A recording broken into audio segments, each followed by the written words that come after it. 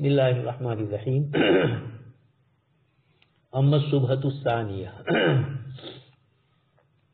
مکمل اور مکمل کے سلسلے کی گفتگو کرتے ہوئے ضروری اور حاجی تحسین وغیرہ کے اصول اور ضابطے ذکر کرتے ہوئے گزشتہ کل آپ ایک اعتراض سن چکے ہیں کہ مکملات اگرچہ مکملات سے متعلق ہوتے ہیں لیکن پھر بھی بذات خود وہ ایک حقیقت ہونے کی بنیاد پر اپنا مستقل وجود رکھتے ہیں. ایسے موقع پر اصل میں خلل واقع ہونے سے لازم نہیں آتا کہ وصف مکمل میں بھی خلل واقع ہو. اور اس کی مثال آپ کل سن چکے تھے، نماز میں طہارت مکمل کی حیثیت رکھتی ہے لیکن بسا اوقات بغیر نماز کے بھی یہ پائی جاتی ہے، لہذا نماز کے وجود نہ ہونے کے باوجود طہارت کا وجود پایا گیا. امام شاطبی رحمۃ اللہ علیہ نے یہ جو اشکال کسی نے کیا کہ آپ تو یہ کہتے ہو کہ مکمل مکمل کے لیے مکمل ہے اور مکمل کا وجود مکمل کے تابع ہوتا ہے، لیکن ہم کبھی کبھار دیکھتے ہیں کہ مکمل پایا جاتا ہے اور مکمل نہیں پایا جا رہا ہے. نماز نہیں پائی جا رہی ہے اور اس کے بغیر طہارت پائی جاتی ہے، جبکہ طہارت نماز کے لیے مکمل ہے، تو مکمل کا اپنا ذاتی وجود ہوا. اس کے جواب میں کل آپ سن چکے ہیں دو باتیں کہ نماز سے مقصود حکمت کے لیے مکمل ہے، اس طرح اس کی حیثیت وہ ہوگی جو موصوف کے لیے صفت کی ہوتی ہے، اور اگر اصل مکمل سے قطع نظر اس کا اپنا ذاتی وجود ہے تو اس صورت میں ان کا اعتبار ان کی اپنی ذات کے اعتبار سے ہوا، اصل کے مکمل ہونے کی حیثیت سے نہیں ہوا. جبکہ طہارت کا ہم جو اعتبار کرتے ہیں تابع ہونے کا، وہ طہارت ہے جو نماز کے تابع ہو کر پائی جاتی ہے، مقصود حکمت کے لیے مکمل کا درجہ رکھتی ہے وہ.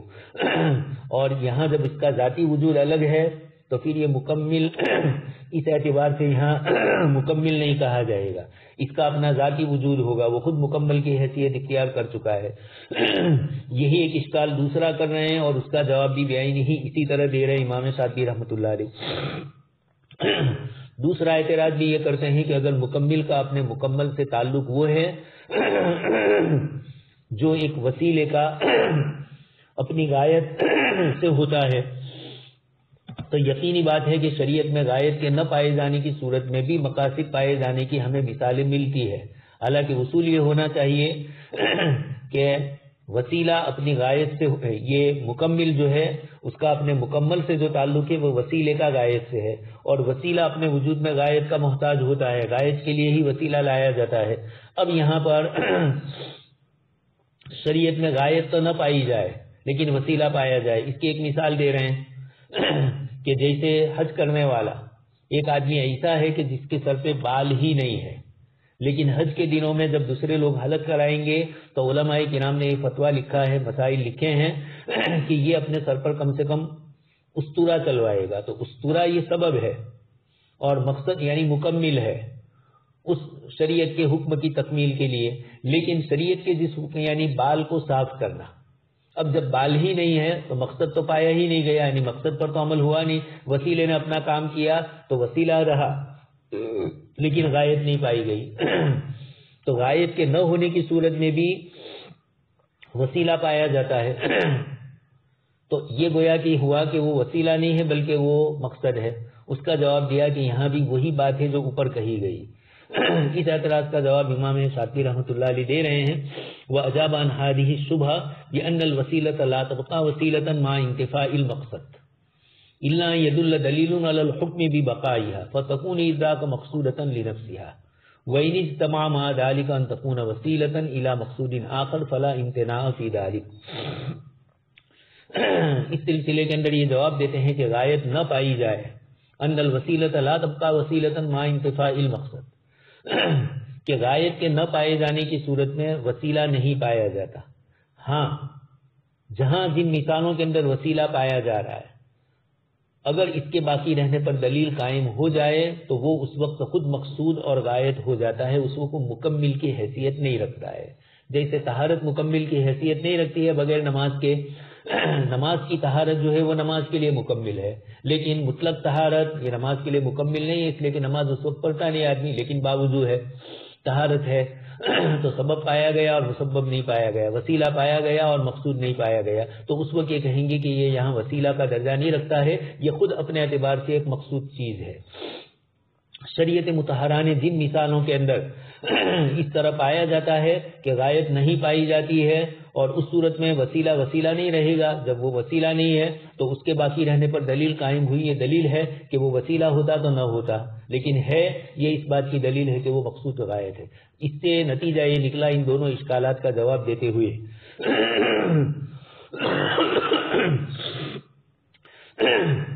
کہ شریعت مطہرہ میں جن چیزوں کو مکمل کا درجہ دیا ہے ان کی دو حیثیتیں ہیں.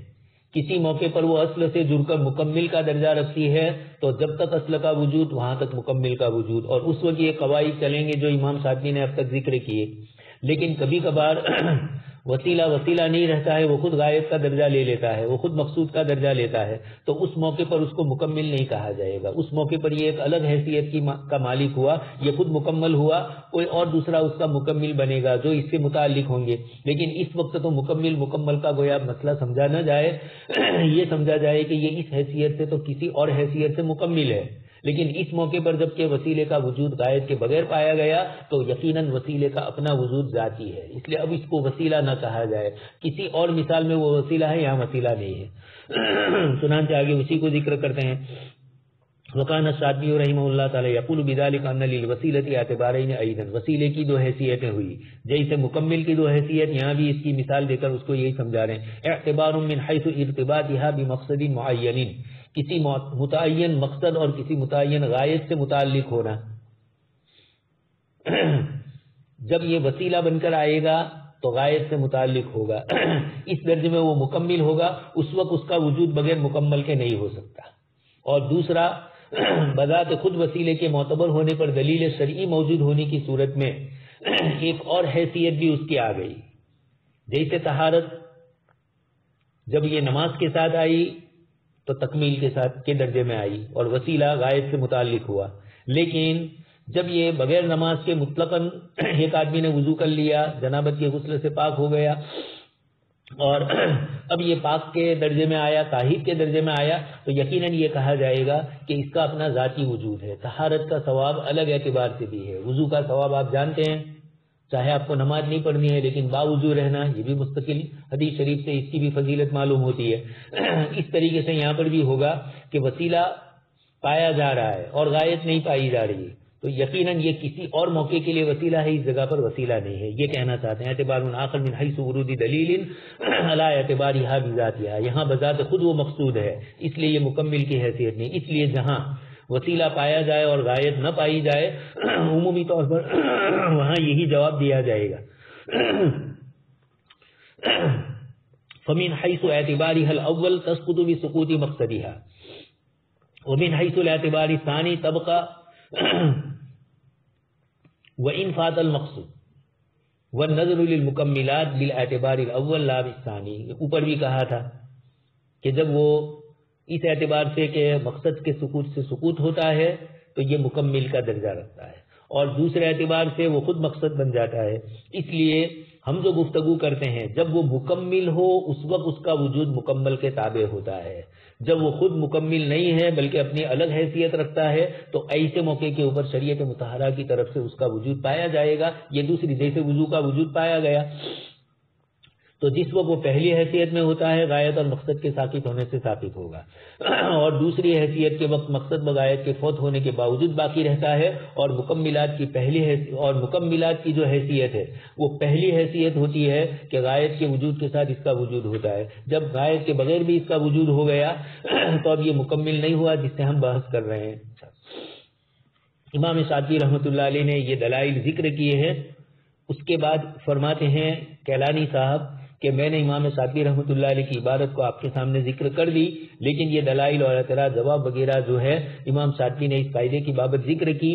یہ تحریر کرنے کے بعد میری نظر سے علامہ مقری رحمۃ اللہ علیہ کے اسی قسم کے قواعد کے سلسلے میں ایک قاعدے کی ضمن میں امام شاطبی رحمۃ اللہ علیہ کی اس زیر بحث قاعدے کے مضمون کی تائید ملی، تو اس کو بھی وہ نقل کرتے ہیں. اور اس میں مثالیں بھی ہے، علامہ مقری نے، امام مقری رحمۃ اللہ علیہ نے اس کی مثالیں بھی ذکر فرمائی.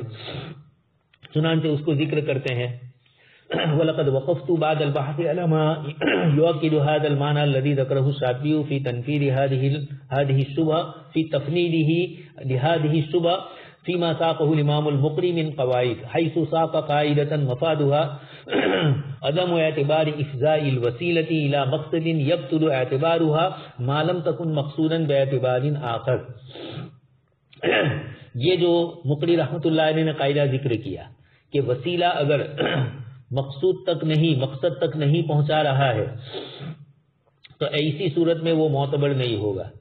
ہاں کسی اور طریقے سے وہ خود مقصد اور غائب بن جائے تو چاہے مقصد تک نہیں پہنچ رہے ہیں لیکن وسیلہ خود مقصد بن گیا. اس کی مثال امام مقری نے جہاد کے ذریعے ذکر فرمائی. چنانچہ ذکر کرتے ہیں وَمَثَّلَ عَلَى ذَلِكَ بِالْجِهَادِ فِي سَبِيلِ اللَّهِ فَإِنَّهُ وَسِيلَةٌ لِمَحْوِ الْكُفْرِ وَمَقْصَدٌ لِإِعْجَازِ الدِّينِ فَلَا يَسْقُطُ بِتَعَذُّرِ الْأَوَّلِ. جہاد کفر کے خاتمے کے لیے وسیلے کی حیثیت رکھتا ہے لیکن اسلام کی تقویت کے لیے بھی بذات خود وہ مقصود ہے. اس لیے کسی موقع پر کفر کا خاتمہ نہ ہو رہا ہو لیکن اسلام کو تقویت مل رہی ہے اس وقت بھی جہاد باقی رہے گا. اس وقت اس کی حیثیت تابع کی نہیں ہوگی، مکمل کی نہیں ہوگی، بلکہ مستقل اس کی حیثیت ہوگی. اور جہاں تقویت بھی مل رہی ہو، کفر کا خاتمہ بھی ہو رہا ہو، دونوں چیزیں ایسا بھی ہوا ہے، کفر کا خاتمہ بھی ہوا ہے جہاد کے ذریعے اور اسلام کو تقویت بھی ملی. اور کچھ مواقع ایسے ہوئے کہ اس موقع پر کفر کا خاتمہ تو نہیں ہوا، دشمن سے صلح ہوئی اور وہ جزیہ دینے پر راضی ہو گئے تو اسلام کی تقویت کے لیے یہ بھی مفید ہوا، دعوت پہنچی گئی اور ان کو ذمیوں کا درجہ دیا گیا. ان کے کچھ اصول اور ضابطوں کے اندر وہ ہمارے تابع ہو گئے. یہ مثال دی ہے امام مقری رحمۃ اللہ علیہ نے کہ جہاد یہ تکمیل کے لیے ہے، مکمل ہے، لیکن مکمل ایک حیثیت سے اور دوسری حیثیت سے مستقل بھی وہ ہو گیا. تو مستقل بھی ہوا اور مکمل کا درجہ بھی اس نے لیا. امام مقری رحمۃ اللہ علیہ کی یہ ذکر کردہ صورت کے اندر مکملات کے بغیر بھی پائے گئے اور یہی وہ بات ہے جس پر امام شاطبی نے آگے ذکر کیا تھا. اس قاعدے کے صحیح ہونے کی ایک دلیل اور بھی ہے. ابن رجب حنبلی رحمۃ اللہ علیہ نے جس کو ذکر کیا ہے اس کو کیلانی صاحب ذکر کرتے ہیں.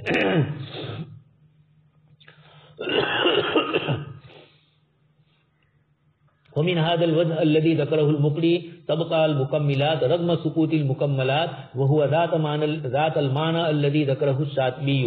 وإن مما يؤكد سلامة هذه القاعدة أيضا ما ذكره ابن رجب الحنبلي إذ قال المريض إذا عجز في الصلاة عن وضع وجهه على الأرض وقدر على وضع أعضاء سجود فإنها لا يلزمه ذلك على الصحيح لأن السجود على بقية الأعضاء إنما وجب طبعا للسجود على الوجه تكميلا له. ابن رجب حنبلی رحمۃ اللہ علیہ نے بھی اس قاعدے کے صحیح ہونے کی ایک مثال ذکر فرمائی. وہ یہ فرماتے ہیں کہ بیمار آدمی اگر نماز میں زمین کے اوپر اپنا چہرہ نہیں رکھ سکتا اور سجدے میں زمین پر رکھے جانے والے دیگر اعضاء رکھ سکتا ہے، چہرہ نہیں رکھ سکتا، پیر رکھ سکتا ہے، گھٹنے رکھ سکتا ہے، پیر کی انگلیاں رکھ سکتا ہے، ہاتھ رکھ سکتا ہے، تو اب کیا ہوگا؟ تو کچھ علماء نے، ابن رجب حنبلی نے فرمایا کہ اس کے اوپر دوسرے اعضاء کا زمین پر رکھنا اب قول صحیح کے مطابق لازمی نہیں ہے. جائز تو ہے، لازمی نہیں، اس لیے کہ سجدے کی جو تعریف ہے وجہ الجبہہ، پیشانی کو زمین کے اوپر رکھنا، اور وجہ الجبہہ جب نہیں پائی گئی تو زمین پر چہرہ وہ نہیں رکھ سکتا ہے، تو شریعت مطہرہ کی طرف سے اس کو معاف کیا گیا ہے چونکہ وہ فرض ادا نہیں کر سکتا. لیکن سجدے کے متعلق مکمل جو دوسری چیزیں ہیں کہ سجدہ مکمل ہوتا ہے ان 7 اعضاء کے سجدہ کرنے سے، یعنی ان 7 اعضاء کی زمین پر رکھنے سے، لیکن 7 میں اصل جو ہے وہ تو چہرہ ہے، یہ مکمل ہے، اور باقی جتنے ہیں وہ مکمل ہے. اب جب مکمل ہی نہیں پایا گیا، اس کا وجود ہی نہیں ہے، تو علماء نے فرمایا کہ جب یہ چہرہ ہی نہیں رکھ سکتا ہے تو گویا شرعی اعتبار سے اس کو اب اشارے سے ہی سجدہ کرنا ہے. تو اب زمین کے اوپر وہ سجدہ نہیں، یعنی چہرہ نہیں رکھ سکتا ہے، پیشانی کو نہیں رکھ سکتا ہے، اور باقی اعضاء کو وہ رکھتا بھی ہے، تو اس سے کیا مطلب؟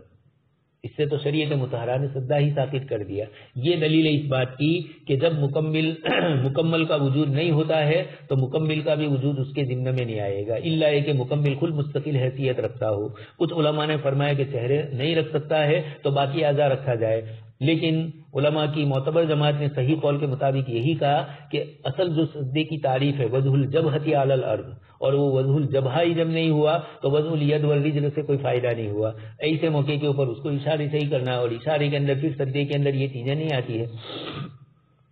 یہی وہ بات ہے جو اوپر امام شاطبی رحمۃ اللہ علیہ نے ذکر کی تھی کہ مکملات اپنے اصل مکمل کے ساقط ہونے سے ساقط ہوتے ہیں. مثال آپ سن چکے ہیں. اس طرح یہاں پر بھی دیگر اعضاء پر سدا کرنا سدوں نیز پیشانی رکھنے سے مقصود حکمت کا مکمل ہی ہے. جب معذوری کی بنیاد پر اصل مکمل کا حکم ساقط ہو گیا تو مکمل کا بھی ساقط ہو جائے گا. وہ تابع ہے. پوری بحث سے زیر قاعدے کی اہمیت، اس کی تاثیر اور اعتراضات سے اس کی بالا تری بخوبی ظاہر ہوتی ہے. یعنی اس قاعدے میں اتنی پختگی ہے کہ اگر کچھ اعتراض ہوتے ہیں تو ان کا جواب بھی دیا گیا. ایک اعتبار سے پختگی بھی ہوئی اور ایک اعتبار سے مکمل کے اعتبار سے مکمل کی دو حیثیتیں ہو گئی، مستقل بالذات ہونا اور مکمل کے تابع ہونا، دو الگ الگ حیثیتیں. تیسرا قاعدہ ذکر کرتے ہیں القاعدۃ الثالثہ لا يلزم من اختلال الحاجی والتحسینی اختلال ضروری. حاجی اور تحسینی میں خلل پائے جانے سے ضروری میں خلل پایا جانا لازمی نہیں ہے. اس کے بعد آگے ایک قاعدہ ذکر کریں گے،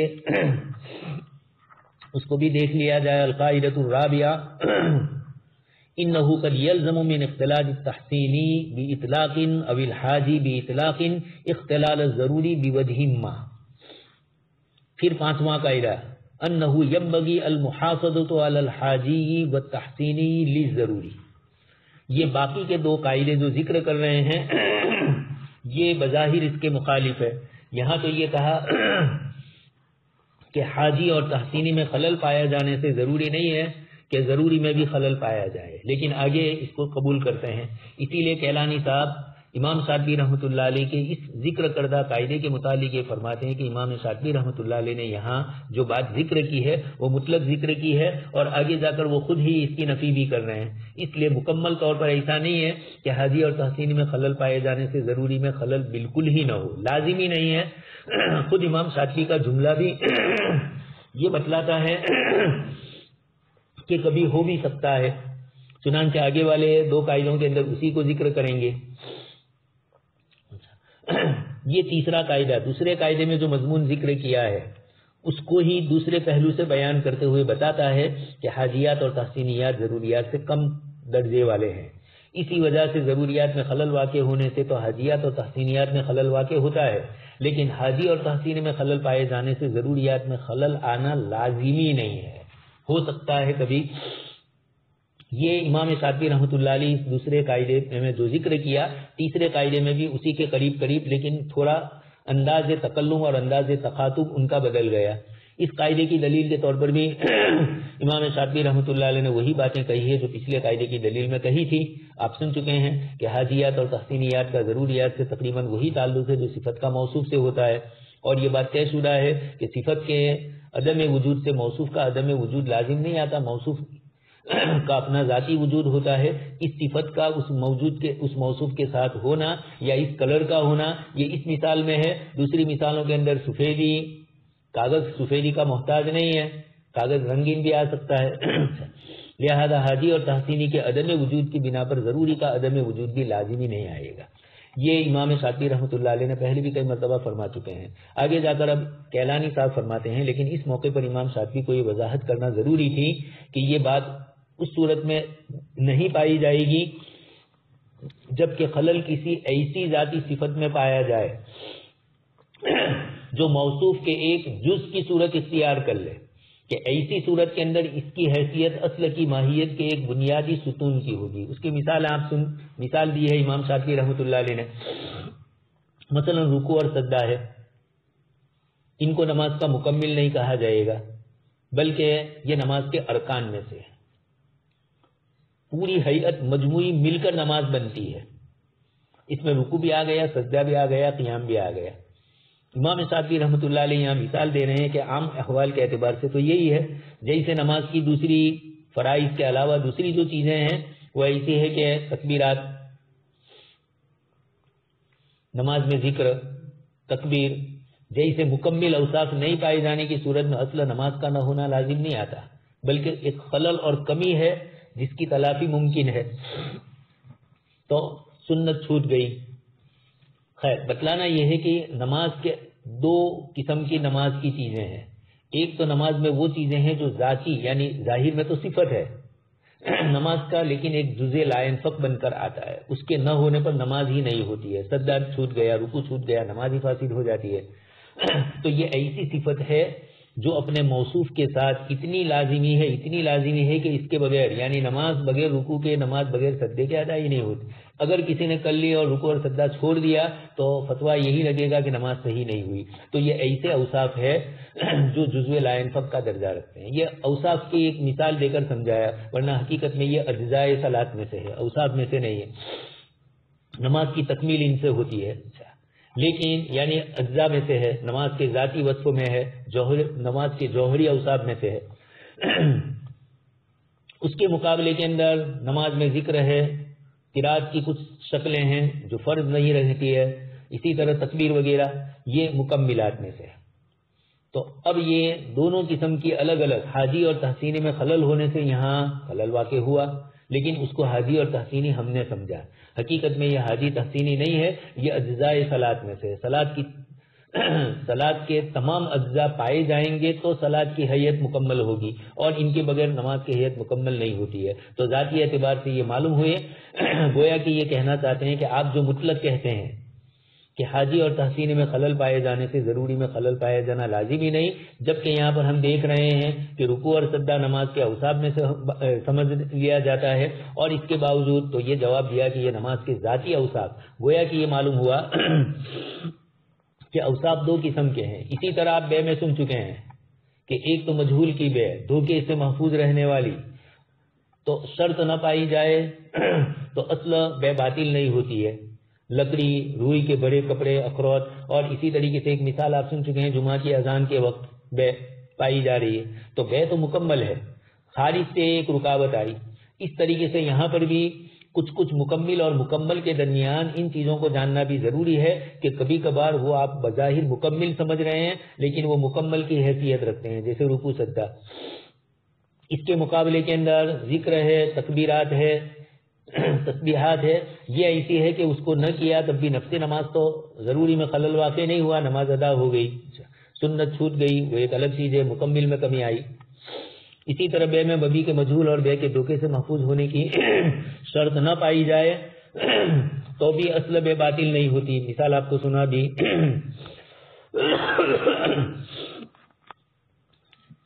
آگے اس کے بعد اس قاعدے کے متعلق چند ضروری اور باتیں ذکر کرتے ہیں۔ الملاحظات علی هذه القاعدہ وامثلتها، یہ بعد ان تبین مرام الشاطبی من هذه القاعدة وامثلتها اود ان اورد الملاحظتین التالیتین علیہا۔ امام شاطبی رحمۃ اللہ علیہ نے یہ جو قاعدہ ذکر کیا، امام شاطبی کے مقصود اور ان کی مثالوں کی وضاحت کے بعد دو باتیں کہنا چاہتے ہیں کیلانی صاحب۔ اما الملاحظۃ الاولى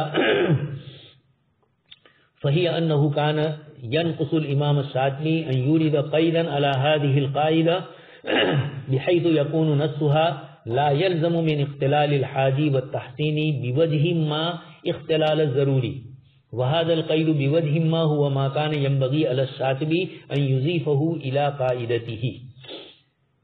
پہلی بات یہ کہنا چاہتے ہیں کہ امام شاطبی رحمۃ اللہ علیہ نے جو قاعدہ ذکر کیا، اس قاعدے کو ذکر کرتے وقت ان کو وضاحت تھوڑی بیچ میں عبارت جو انہوں نے ذکر کی بین القوسین، لا يلزم من اختلال الحاجی والتحسین بوجہ ما، کچھ حاجی اور تحسینی کے خلل سے ضروری میں اختلال لازم نہیں آتا، ایسا جو مطلق ذکر کیا، اس کے بجائے امام شاطبی رحمۃ اللہ علیہ اتنی عبارت بڑھا دیتے بوجہ ما، تو یہ اس قسم کی مثالوں پر جو اعتراض اور اشکال ہوا وہ خود بخود دور ہو جاتا۔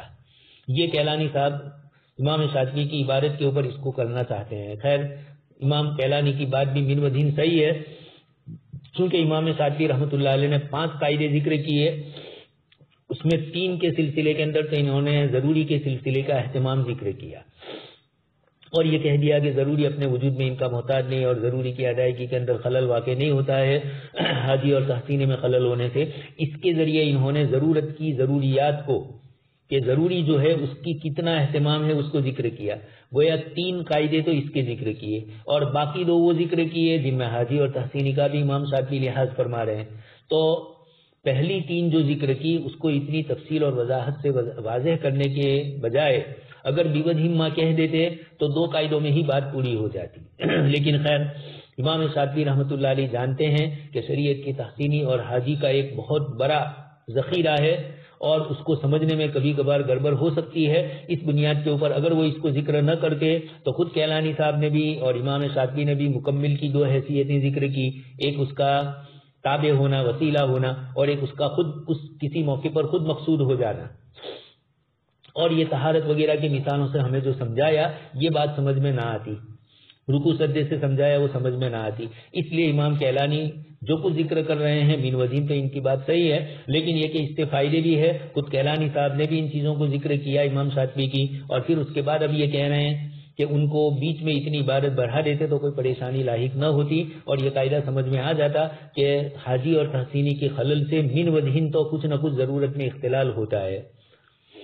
وہذا القید بوجہ ما ہوا ما کان ینبغی, امام شاطبی کے لیے ضروری تھی کہ اس کا اضافہ کرتے. ذالک ان اختلال التحسینی والحاجی قد یؤدی الی اختلال ضروری, اس لیے کہ کبھی کبھار تحسینی اور حاجی میں خلل ہوتا ہے تو ضروری میں بھی وہ خلل پہنچتا ہے. ھذا ما نبہ الیہ شاطبی فی قاعدۃ اخری, اور خود آگے امام شاطبی رحمۃ اللہ علیہ اس کو ذکر ہی کر رہے ہیں دوسرے قاعدے کے اندر, اور وہ یہ ذکر کیا انه قد يلزم من اختلال التحسینی باطلاق او الحاجی باطلاق اختلال ضروری بوجہ ما, یہ باطلاق ان کا لفظ لا کر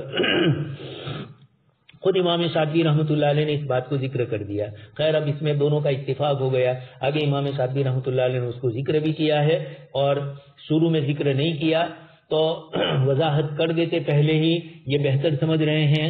لیکن شاید امام شاطبی رحمۃ اللہ علیہ ضرورت کو شریعت مطہرہ نے جو پہلا نمبر دیا ہے ضروری ہونے کا, اس کے ضروری ہونے کو ذکر کرنے اور اس کے اہتمام شان کو ذکر کرنے کی بنیاد پر 3 قاعدوں کے ذریعے اس کو الگ الگ حیثیت سے سمجھا رہے ہیں, اور پھر باقی 2 قاعدوں میں جو تلافی تھی اس کو مکمل کر رہے ہیں. اس لیے جب انہوں نے اپنی کتاب میں ذکر ہی نہ کرتے بالکل لیا تب تو امام شاطبی پر اشکال ہوتا.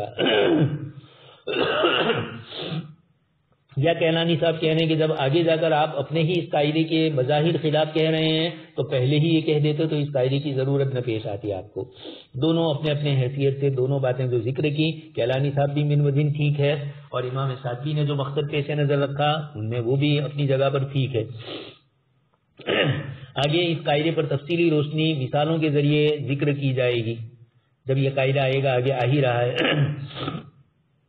دوسری بات اما الملاحظۃ الثانیہ, دوسرا ملاحظہ جو امام شاطبی رحمۃ اللہ علیہ کی عبارت پر کیلانی صاحب کہنا چاہتے ہیں, فہی ان الشاطبی قد استند فی تائیدہ لہذہ القاعدۃ علی ان اختلال المکملات لا یلزم عند اختلال المکملات کما فی اختلال القراءۃ والذکر وتاثیرہما علی الصلاۃ واختلال شرط انتفاء الجہالۃ وتاثیرہ علی البیع.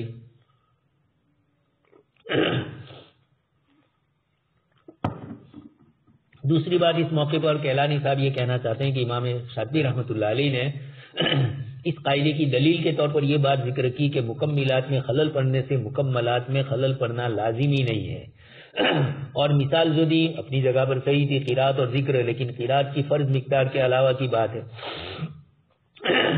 جیسے قرات اور ذکر میں خلل یا بے کے اندر جہالت مبی نہ پائے جانے کی شرط, جہالت مبی نہ پائے جانے کی, یہ جو مثالیں دی ہیں امام شاطبی رحمۃ اللہ علیہ نے, یقینی بات ہے کہ یہ ایسی ہے جو مکمل کی حیثیت رکھتی ہے, اور ان کے نہ ہونے سے مکمل میں خلل نہیں پڑتا ہے.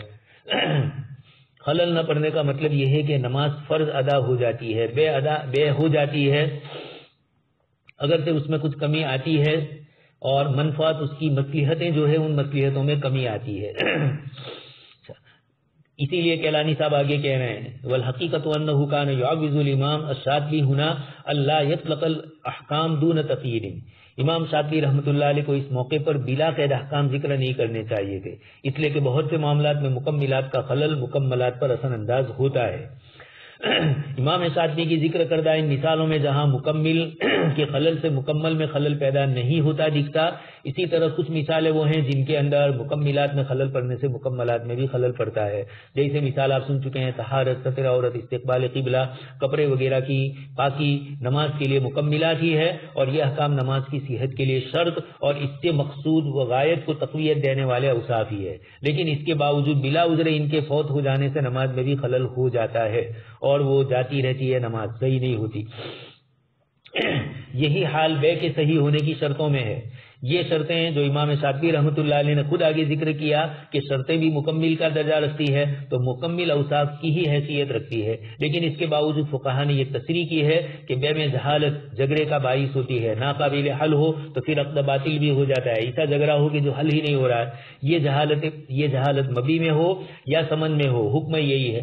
اس سے یہ بات واضح ہو گئی کہ مکمل کا خلل مکمل کے لیے ہمیشہ غیر مؤثر نہیں ہوتا، کبھی مؤثر بھی ہوتا ہے. یعنی مکمل کا خلل مکمل کو بھی خلل والا کر دیتا ہے. اگر ایسا ہی ہوتا تو جتنی شرطیں فقہا نے ذکر کی سب بیکار ہوتی. کچھ شرطیں کتاب اللہ نے ذکر کی ہے، کچھ احادیث میں آئی ہے، اور کچھ فقہا نے کتاب و سنت کی روشنی میں ذکر کی ہے ان معاملات کو مکمل کرنے کے لیے. اس لیے کہ عام طور پر مکملات اپنی اصلوں کی حکمتوں کو مزید تقویت بنانے والی شرطیں ہوتی ہے. یہ بات اس سے پہلے بھی آپ سن چکے ہیں. اور شرط کی تعریف جو فقہا نے کی ہے اس سے بھی یہی پتہ چلتا ہے، جس کے عدم وجود سے اصل کا عدم وجود لازم آئے اور جس کے وجود سے اصل کا وجود یا عدم وجود لازم نہ آئے. یہ تعریف شرط کے سلسلے میں جو کی گئی ہے، اس کی روشنی کے اندر جب ان مکمل شرطوں کے عدم سے مکمل مشروط کا عدم لازم نہیں آ رہا ہے تو ان شرطوں کے اندر سے گویا شرطیت ہی ختم ہو جائے گی. یعنی اگر آپ یہ کہنے کہ ایک طرف وہ شرط ہے اور دوسری طرف شرط پر عمل نہ ہونے کے باوجود نفس معاملہ صحیح ہو جاتا ہے، تو پھر ان شرطوں کا کیا اعتبار ہوا؟ وہ شرط ہی نہیں ہوئی، جبکہ شرط کی تعریف فقہی اعتبار سے یہی ہے. اس لیے کہ شرط کے عدم وجود سے اصل بھی معدوم ہو جاتا ہے. جیسے طہارت نہ پائے جانے کی صورت میں نماز نہیں ہوتی ہے. عوضاً میں نفی جہالت کی شرط نہ پائے جانے کی وجہ سے بے کا صحیح نہ ہونا، ایسی جہالت ہے کہ جو ختم ہی نہیں ہو رہی. اسی طرح مبدل المنازع ہے، کوئی حل نہیں ہے اس کا. اس پوری بحث کو ذکر کرنے کے بعد کیلانی صاحب یہ فرماتے ہیں فہذا کلہ دال علی ان اختلال المکمل لیس دائما لا یؤثر فی المکمل. ہر وقت ایسا نہیں ہوتا ہے کہ مکمل کا خلل مکمل کے اندر اثر انداز نہ ہوتا ہو، بلکہ اثر انداز ہوتا ہے. اگر معاملہ ایسا ہی ہوتا تو شرطیں فاسد ہو جاتی. اذا المکملات فی الغالب ہی شروط الحقت باصول لتاکید حکمتها ويعرف الشرط بانه ما يلزم من عدمه العدم وما يلزم من وجوده وجود ولا عدم لذاته. ابھی جیسا آپ کو بتلایا. وتأسيسا على ذلك كله ارى ان الاصل في المكملات ان يختل في حال اختلال اوصافها المكمله كونها شروطا ترد عليها وتؤكد حكمتها. اب یہ کہہ رہے ہیں کہ جب ان مکمل شرطوں کے متعلق جب یہ گفتگو ہوئی تو یقینی بات ہوئی کہ شرطوں کی دو حیثیتیں ہیں. کچھ وہ ہے، کچھ اوصاف وہ ہے کہ جن کے نہ ہونے سے خلل ہوتا ہے، اور کچھ وہ ہے کہ جن کے نہ ہونے سے خلل نہیں ہوتا ہے یا اتنا نہیں ہوتا ہے جو اصل کو متاثر کر سکے. اس پوری بحث کے بعد مصنف یہ فرماتے ہیں کہ میں اس نتیجے پر تاسیساً علی ذالک کل، ان تمام کے بعد یہ نتیجے پر پہنچ رہے ہیں. کیلانی صاحب فرما رہے ہیں کہ مکملات کی بابت اصل تو یہی ہے کہ ان کے اوصاف مکملہ میں خلل پائے جانے سے خود ان میں خلل پایا جانا چاہیے، مکملات میں بھی. اس لیے کہ یہ اوصاف ان سے مقصود حکمتوں کو یقینی بنانے والی شرطیں ہوتی ہے. البتہ دو صورتوں کا وہ استثناء کر رہے ہیں. الاول اللہ یکون الوصف المکمل رکنا او شرطا ذاتیا فحینئذ لا يترتب علی عدمها فوات وصفها المکمل. یہ رکن اور شرط کا درجہ نہیں رکھتے ہیں. جیسے مثال دی البیع وقت النداء الى الجمعہ فإن النهی عن بیع نهی عن وصف مکمل لا هو بشرط ولا رکن فلا يكون مفسدا للبیع. بیع کو فاسد نہیں کرے گی. البتہ من وجہ تو گڑبڑ کچھ نہ کچھ تو ہوتی ہی رہے گی، لیکن چونکہ وہ خارج سے آ رہا ہے، یعنی نماز کے اندر کا خلل نہیں ہے، نماز کے باہر کا ہے، نماز تک پہنچانے کا ذریعہ بننے میں رکاوٹ بن رہا ہے اور مسجد تک جلدی آدمی بے کی وجہ سے نہیں پہنچ رہا ہے. دوسری صورت یہ ہے کہ مکلف ان مکمل اوصاف کا خیال رکھنے سے عاجز ہو، ایسی صورت میں وہ جس مکمل وصف کو بجا لانے سے قاصر ہوگا اس کا حکم اس سے ساقط ہو جائے گا، جبکہ جو مکمل اوصاف اس کی قدرت رکھتے ہوں گے ان کی بجاوری اس کے لیے لازم ہوگی۔ یہ مکلف کو اس طریقے سے ذکر کیا۔ آگے اس کے بعد کچھ اور بھی اعتراض کر رہے ہیں اور پھر ان کے جواب بھی دے رہے ہیں۔ سبحان اللہ و بحمدہ، سبحانک اللہم و بحمدک، نشہد ان لا الہ الا انت، نستغفرک و